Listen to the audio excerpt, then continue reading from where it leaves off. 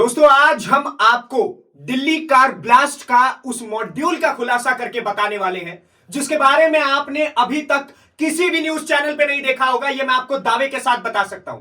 कोई भी इन्फ्लुएंसर ने आपको नहीं बताया होगा कि इस कार ब्लास्ट की शुरुआत कहां से हुई। अंत तो हम सभी ने देख लिया कि उमर मोहम्मद के द्वारा इस कार ब्लास्ट का अंत होता है, लेकिन शुरुआत कहां से होती है, कहां से इसकी पूरी प्लानिंग रची गई थी, मैं आपको बताऊंगा दिल्ली कार ब्लास्ट की शुरुआत की कहानी।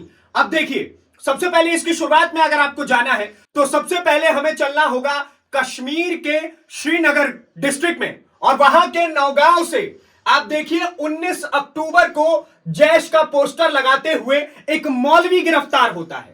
और उस मौलवी ने अपने पोस्टर को इस प्रकार से लगाया था। हालांकि मैं आपको बताता हूं, इस पोस्टर के इतिहास में सबसे पहले जाना पड़ेगा।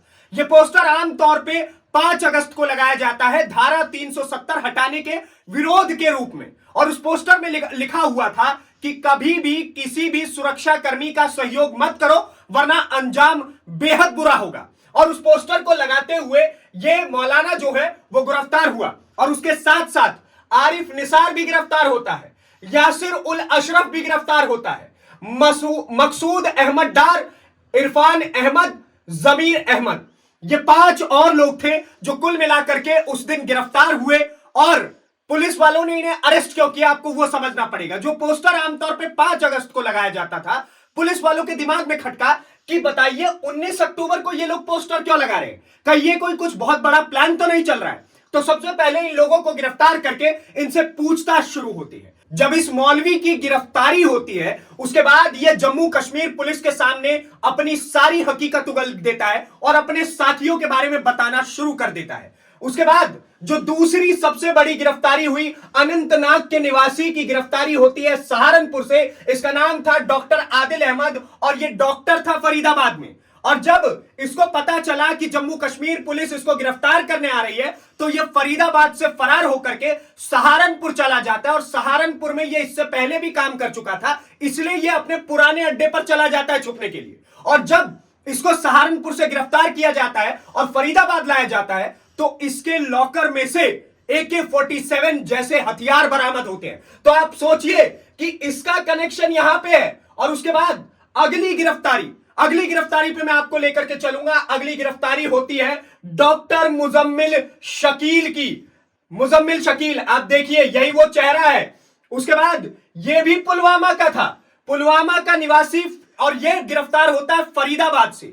फरीदाबाद के एक कॉलेज में यह प्रोफेसर था, और वहां पर यह प्रोफेसर के भेष में एक आतंकवादी बनकर के छुपा हुआ था। और जब इसके कमरे पर छापेमारी की जाती है, एक कमरा भी इसने फरीदाबाद में ले रखा था, और उस कमरे पर छापेमारी के बाद इसके पास से हजारों किलो एक्सप्लोसिव बरामद होते हैं। और उन एक्सप्लोसिव की मंशा यही थी कि किसी भी तरीके से दिल्ली को दहला दिया जाए, पूरे देश में कहीं ना कहीं अफरा तफरी का माहौल बना दिया जाए। और उसी के चक्कर में मुजम्मिल शकील को गिरफ्तार किया गया। लेकिन यहां से इनका प्लान जो है यह बर्बाद होते हुए नजर आता है। आप गौर करिएगा दोस्तों, मुजम्मिल शकील जैसे ही गिरफ्तार होता है, क्योंकि एक्सप्लोसिव इसी के पास थे, विस्फोटक इसी के पास थे, तो लोगों को लगा कि अब तो कुछ बचा ही नहीं।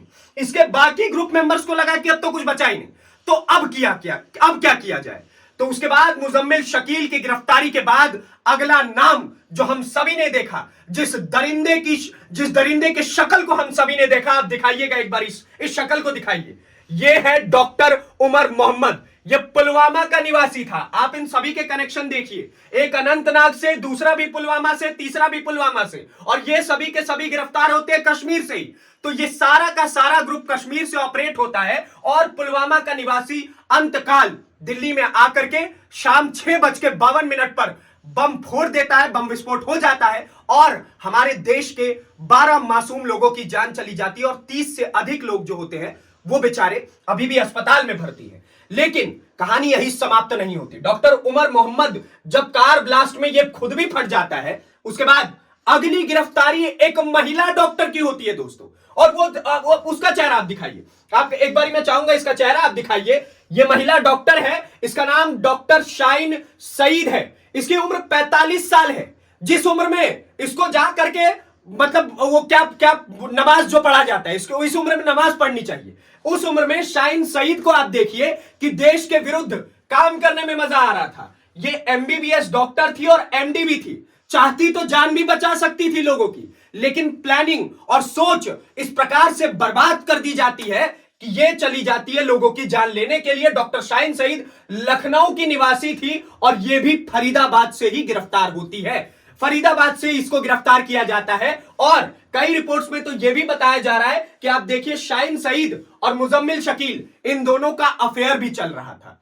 तो एक तरफ देश के प्रति आतंकवाद और दूसरी तरफ आपस का प्रेम, और इन सभी के बीच में देश के 12 मासूम लोगों की जान चली जाती है। आपको मैंने आज समझाया कि किस प्रकार से ये लोग पहले नंबर पे जैश का पोस्टर लगाते हुए मौलाना और उसके 5 और साथी गिरफ्तार होते हैं। उसके बाद आदिल अहमद गिरफ्तार होता है और इसके लॉकर रूम से AK-47 बरामद होती है। उसके बाद मुजम्मिल शकील गिरफ्तार होता है जिसके पास से 350 किलो विस्फोटक बरामद होते हैं। उसके बाद उमर मोहम्मद जो कि खुद जा करके ब्लास्ट कर देता है और खुद भी आत्मघाती हमले में खत्म हो जाता है। और उसके बाद शाहीन सईद, आप देखिए कि कैसे करके ये रेडिकल डॉक्टर्स। अब मैं आपको एक और खास बात बता दूं दोस्तों, ये कहानी यहां पे समाप्त नहीं होती। आप एक और बात तथ्य जान करके चौंक जाएंगे कि ये लोग टेलीग्राम पे अपने एक दूसरे के कांटेक्ट में रहने के लिए एक ग्रुप भी चलाते थे और उस ग्रुप का नाम था द रेडिकल डॉक्टर्स। एक रेडिकल डॉक्टर्स का ग्रुप बनकर के ये लोग घूम रहे थे और ये लोग चाह रहे थे कि किसी भी प्रकार से जो सो कॉल्ड कश्मीर की आजादी इनको चाहिए, जो सो कॉल्ड इनकी मानसिकता पाकिस्तान के साथ जुड़ती है, जो सो कॉल्ड इनकी मानसिकता जैश ए मोहम्मद के साथ जुड़ती है, उस चीज को भारत में इंप्लीमेंट करने के प्रयास से ये लोग इस प्रकार की हरकत में जुट गए। एक बहुत बड़ा सवाल तो यह भी है कि आप लोगों को जब इसी प्रकार का फटना फटाने का खेल करना होता है तो आप लोग पढ़ते लिखते क्यों है भाई साहब? आप आइए, आप पैसा भी बर्बाद कर रहे हैं अपने मां बाप का, आप आतंकवाद के राह पर ही चले हैं। तो आज अपनी स्थिति देखिए। ये मौलाना भाई साहब चाहते तो कुरान पढ़ते, जाकर के मस्जिद में नमाज पढ़ते, लेकिन इनका पेट उससे नहीं भर रहा था। तो अब देखिए आज गिरफ्तारी में जेल में, इनके साथ साथी भी गिरफ्तारी में जेल में। डॉक्टर आदिल अहमद चाहता तो डॉक्टर बनकर के लोगों की सेवा कर सकता था, लेकिन आज जेल में पड़ा हुआ है। डॉक्टर मुजम्मिल शकील आज ये भी जेल में पड़ा हुआ है। और उसके बाद उमर मोहम्मद, इसका तो खेल ही समझिए खत्म हो गया। और शाहीन सईद, आप एक बात बताइए, आप लोग अच्छे काम के रास्ते पर क्यों नहीं चलते? और बुरे काम का नतीजा आप सभी के सामने है कि किस प्रकार से बुरे काम के नतीजे के अंतर्गत में ये सभी के सभी, कोई जेल में है, कोई जीवन भर जेल में रहेगा और कोई तो एनकाउंटर में भी मारा जा सकता है। और अगर मालूम पड़ा कि 10 लोगों की जान में पाकिस्तान का भी हाथ है, जैश का भी हाथ है, तो उनको भी उसी प्रकार से जवाब दिया जाएगा। हमने आपको ये समझाया कि दिल्ली कार ब्लास्ट की शुरुआत कहां से हुई, खत्म कहां पर होती है। ये कार ब्लास्ट की शुरुआत होती है एक मौलाना से, शाहीन सईद पर आकर के ये कार ब्लास्ट खत्म होता है। बाकी आपको ये वीडियो कैसी लगी, ये आपको एक्सप्लेनेशन कैसी लगी, हमें कमेंट बॉक्स में बताइए। और ऐसी ही वीडियोस को देखने के लिए द न्यूज़ पेटी को सब्सक्राइब करिए। धन्यवाद, नमस्कार, जय हिंद, जय भारत।